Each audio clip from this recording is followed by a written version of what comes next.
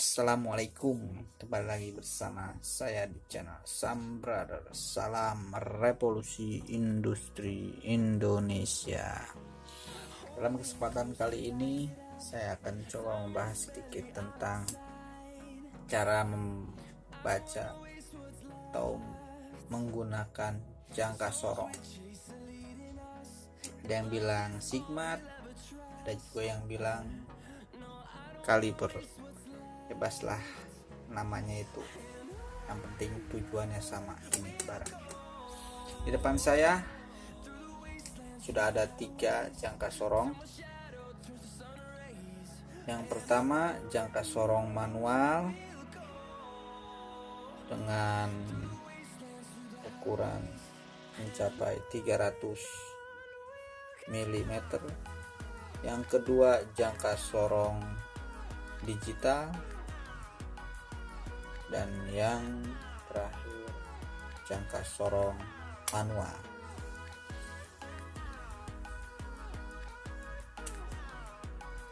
Saya tidak akan membahas jangka sorong yang digital ini karena cukup mudah kalau jangka sorong ini membaca, tinggal dibaca, ditarik, didorong, angkanya keluar. Nah, yang akan saya bahas ini jangka sorong manual. Jangka sorong manual akan saya bahas. Pertama-tama kita harus tahu dulu bentuk-bentuknya. Kita harus kenal dulu bentuk-bentuknya. Setelah kata tak kenal maka tak sayang, sayang maka tak cinta, istilahnya gitu. Kita harus kenal dulu apa itu jangka sorong. Ini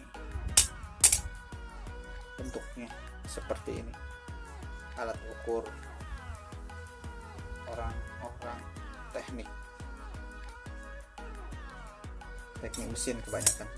Kalau teknik sipil kebanyakan menggunakan ukuran sentimeter. Oke, perhatikan.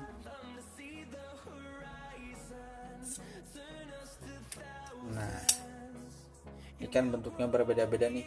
Ada yang ke bawah begini, ada yang ke atas, ada ini, ada juga stick belakang. Nah, kita harus tahu dulu apa fungsinya. Semua ada fungsinya. Oke. Yang pertama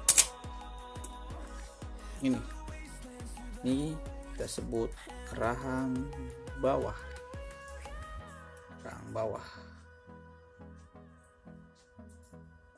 Untuk mengukur diameter luar bisa, untuk mengukur kotak bisa. Seperti ini misalnya kita ukur, ini kita ukur bisa. Yang pertama itu rahang bawah.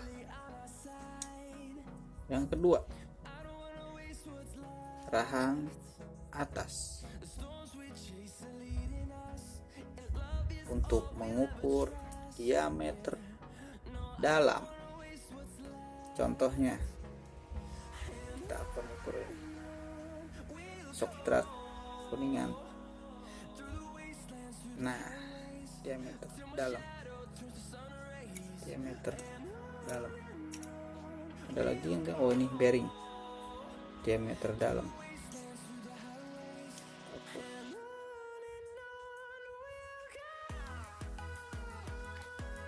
Oke. Selanjutnya ada ini pengunci. Pengunci ini misalkan kita sudah mengukur,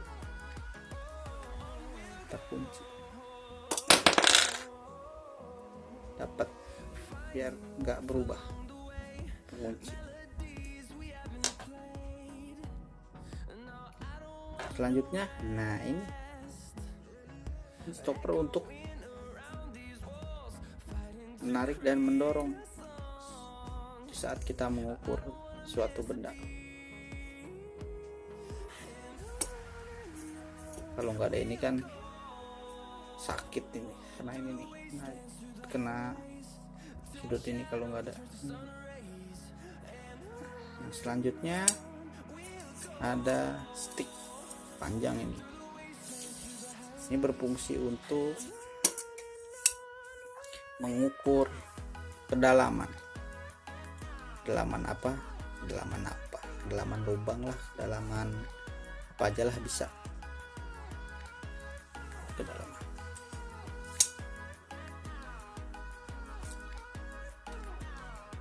Oke, ada juga ini. Ini juga bisa buat mengukur nih. Buat mengukur kedalaman juga bisa. Tapi ini nggak bisa buat lubang. Ini kedalaman ini. Panjang ini bisa diukur dengan ini.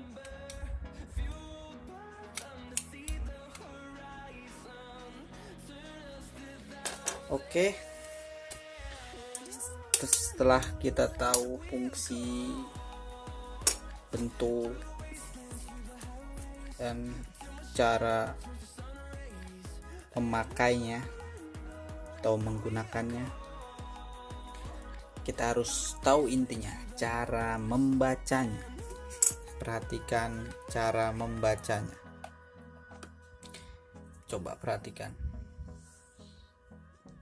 Yang ini garis 0, 10, 20, 30, 40 dan seterusnya kita sebut dengan skala utama. Skala utama untuk ukuran milimeter. Dan yang bawah kita sebut skala nonius untuk ukuran milimeter. Atau saya bilangnya skala kedua lah. Ini skala utama yang atas, ini skala kedua yang bawah. Skala utama mewakili dalam satu satuan garis itu 1 mili.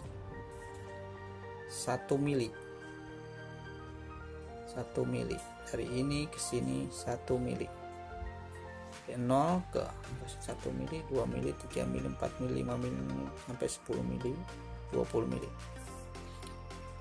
Dan yang bawah mewakili dalam satu satuan garis 0,05. Dari garis 0 ke garis sini 0,05.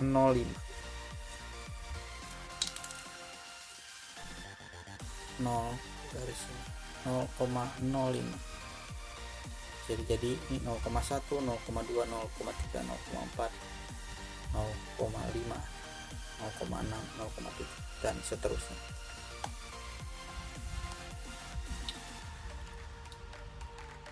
Oke, pasti ada yang bertanya-tanya, itu yang di atas kok ada garis? Nah, yang di atas itu garis skala menunjukkan inci. Yang ini nih, 1 inci, 2 inci, 3 inci, 4 inci dan seterusnya. Dan skala yang atasnya ini skala nonius untuk inci. Saya tidak akan membahas yang inci, saya akan membahas yang mili. Karena kebanyakan produk-produk di Indonesia menggunakan satuan milimeter. Ada juga satuan inci, cuma jarang. Oke, kita coba praktekkan. Nah ya, yang akan kita ukur ini, oh ini aja deh, palep. Ini adalah palep, cek palep ini. Cek palep. Sebentar, nah kita ukur. Nah, menggunakan rahang bawah. Menggunakan rahang bawah kita ukur.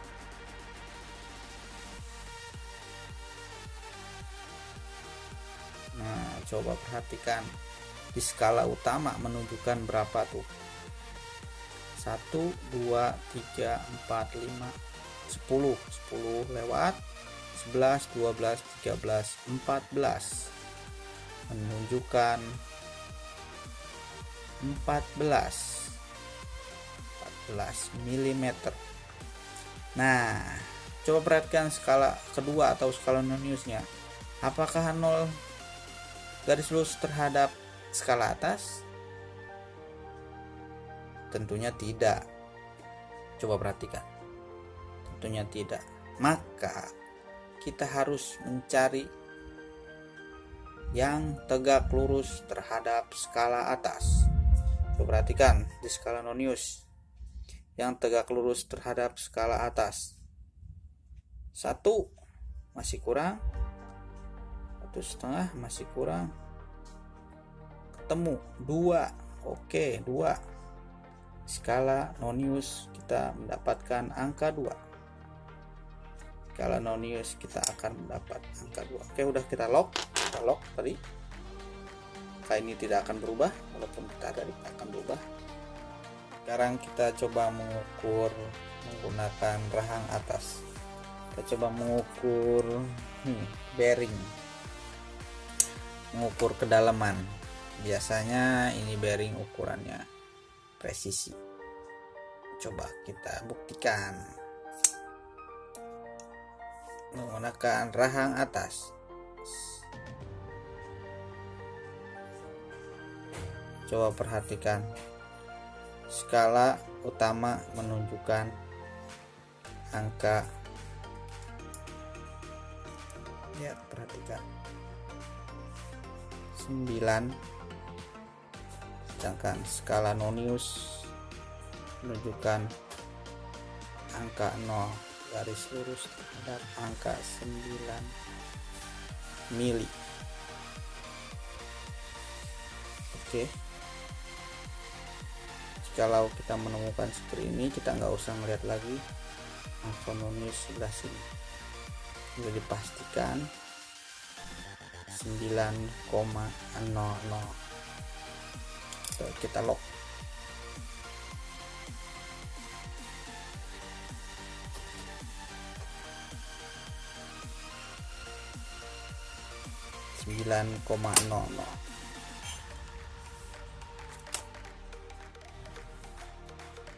Intinya dalam membaca jangka sorong, kita harus tahu atau kita harus perhatikan garis skala bawah terhadap skala atas.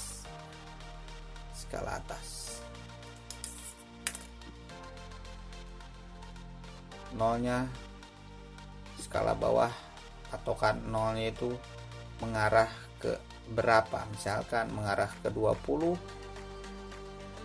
kita patokan 20. Nolnya mengarah ke 30, apa nolnya mengarah ke 40 dan selanjutnya. Masalah ada koma itu, yang penting nolnya itu mendekati kemana dulu. Nanti kalau memang ada koma di